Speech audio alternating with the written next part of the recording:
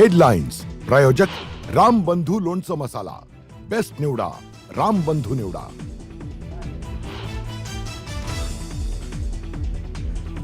भोरमधील अत्याचाराच्या घटनेमुळे समाजात रोष, संबंधित प्रकरणाचा खटला फास्ट ट्रॅक कोर्टात नेणार तर नराधमाला मृत्यूदंडाची शिक्षा झाली पाहिजे, मुख्यमंत्री देवेंद्र फडणवीसांची माहिती।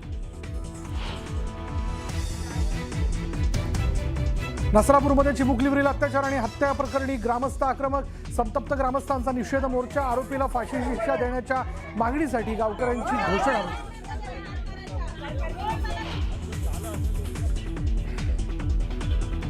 रोहित पवारांनी घेतली भोरमधील पीडित मुलीच्या कुटुंबाची भेट, शक्ती कायदा लागू करण्यासाठी विशेष अधिवेशन घ्या, रोहित पवारांची मागणी तर सरकारला शक्ती कायदा का नकोय असाही सवाल।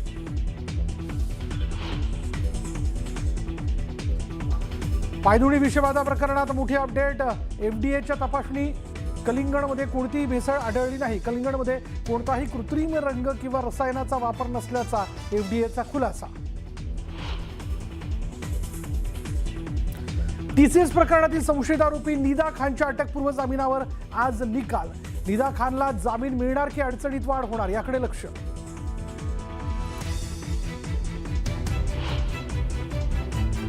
नाशिकच्या टीसीएस कंपनीतील 4 आरोपींना आज कोर्टात हजर करणार, आरोपींच्या पोलीस कोठडीत वाढ होण्याची शक्यता।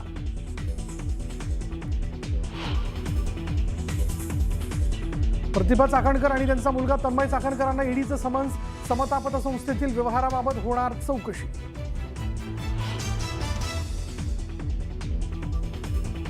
पक्षशिस्त पाळणार नसाल तर निधी देताना विचार केला जाईल, महापालिकेतील अनुपस्थितीवरून मुंबई भाजप अध्यक्ष अमित साटमांचा नगरसेवकांना थेट इशारा।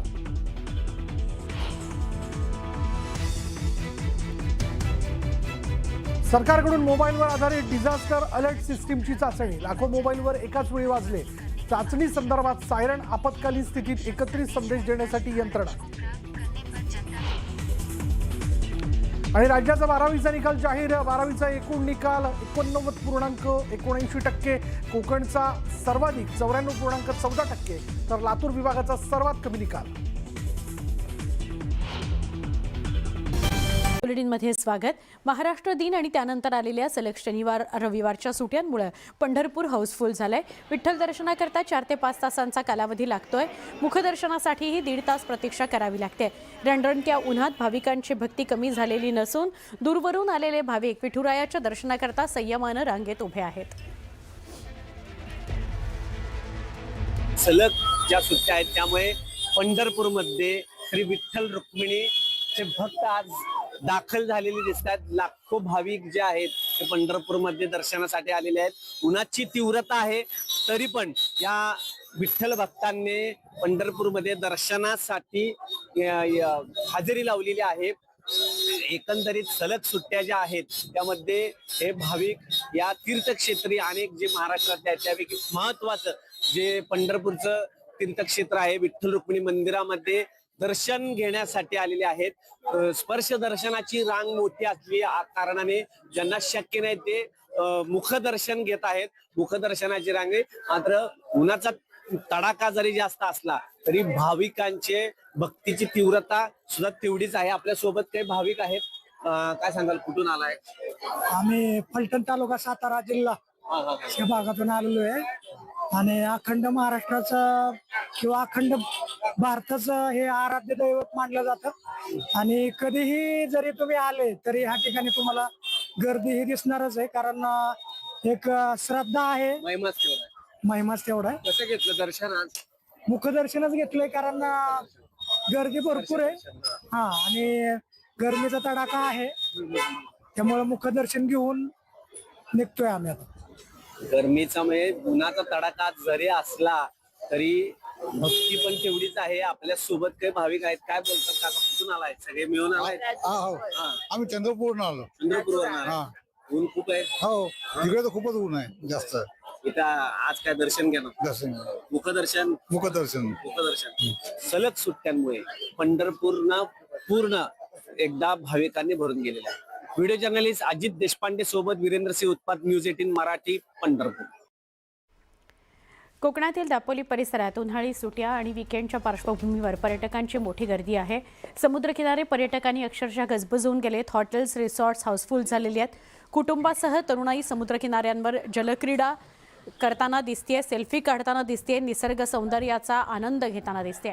या गर्दीमुळे स्थानिक व्यावसायिकांना चांगला फायदा होतोय, तरी स्वच्छता आणि सुरक्षेचं आव्हान सुद्धा वाढलेलं आहे. प्रशासनाकडून गर्दी नियंत्रणाकरता उपाययोजना राबवण्यात येत आहेत. पर्यटकांनी नियमांचं पालन करून सुरक्षित पर्यटनाचा आनंद घ्यावा असं आवाहन करण्यात येत आहे. उन्हाळी सुट्ट्या आणि वीकेंडमुळे कोकणातले समुद्रकिनारे पर्यटकांनी गजबजल्याचं आपल्याला पाहायला मिळतंय. मी आहे लाडघरच्या समुद्रकिनाऱ्यावरती. लाडघरच्या समुद्रकिनाऱ्यावरचं दृश्य मी आपल्याला दाखवतोय. या ठिकाणी मोठ्या प्रमाणात पर्यटकांनी गर्दी केलेली आहे. अशाच प्रकारचं दृश्य आपल्याला कोकणातल्या अनेक समुद्रकिनाऱ्यावरती पाहायला मिळते. सध्या हे मे महिना सुरू झालेला आहे आणि मे महिन्यामध्ये शाळांना सुट्टी असते, त्यामुळे अनेक पर्यटक आपल्या फॅमिलीसह कोकणातल्या समुद्रकिनाऱ्यावरती येतात.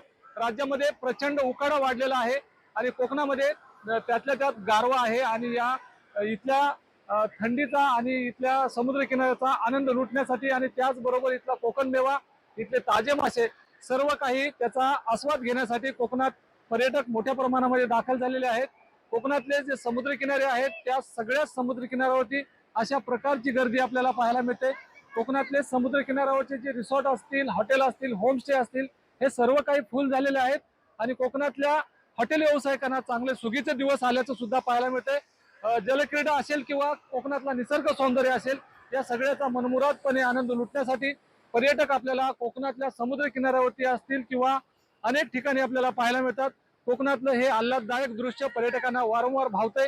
कोकणातला कोकण मेवा, त्याचबरोबर ताजे मासे, हे सर्व काही पर्यटकांचं खास आकर्षण आहे. त्यामुळे कोकणातल्या समुद्र किनाऱ्याला पर्यटकांनी मोठ्या प्रमाणात पसंती दिल्याचं पाहायला मिळतंय. शिवाजी गोरे, न्यूज 18 मराठी, दापोली, रत्नागिरी. नमस्कार, मी सुवर्णा. दुपारच्या 2च्या बुलेटिनमध्ये आपल्या सगळ्यांचं स्वागत. भोरमधली घटना, ही घटना ऐकल्यापासून खरोखर संताप सगळ्या महाराष्ट्रामध्ये उसळलेला आहे. त्याचा निषेध करतो आम्ही. या भोर घटनेचा मुख्यमंत्री देवेंद्र फडणवीस यांनी सुद्धा दखल घेतली आणि गंभीर स्वरूपातली दखल घेतली आहे. या प्रकरणामध्ये आरोपीवर कठोर कारवाई करण्याचे आदेश मुख्यमंत्र्यांनी दिलेले आहेत. मुख्यमंत्री संतप्त गावकऱ्यांशी फोनवरून संवाद साधताना दिसले. गावकऱ्यांनी कमिटी घेऊन भेटीला येण्याची विनंती मुख्यमंत्र्यांनी केली आहे.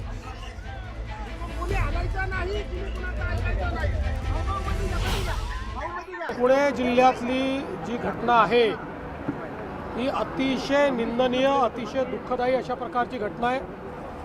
3-3.5 वर्षाच्या चिमुकलीवर 65 वर्षाच्या नराधमानं त्या ठिकाणी अत्याचार केला आहे आणि तिचा खून देखील केलेला आहे. आरोपीला अटक झालेली आहे. आरोपीचे अशा प्रकारचे जुने संदर्भ देखील त्या ठिकाणी दिसत आहेत. आरोपीला अटक तर केलीच आहे, पण मी आश्वस्त करू इच्छितो की फास्ट ट्रॅक कोर्टामध्ये हा संपूर्ण हे प्रकरण आम्ही नेऊ. स्पेशल त्या ठिकाणी फास्ट ट्रॅक कोर्ट तयार करायला आम्ही हायकोर्टाला विनंती करू. स्पेशल पब्लिक प्रॉसिक्युटर देऊन कमीत कमी वेळात या नराधमाला मृत्यूदंडाची शिक्षा झाली पाहिजे अशी मागणी कोर्टापुढे आम्ही करणार आहोत. मला असं वाटतं हे इनसेन्सिटिव्ह आहे. प्रत्येक गोष्टीत राजकारण शोधून काढणं यापेक्षा वाईट दुसरं काही असू शकत नाही. काही गोष्टीत तरी संवेदना बाळगली पाहिजे.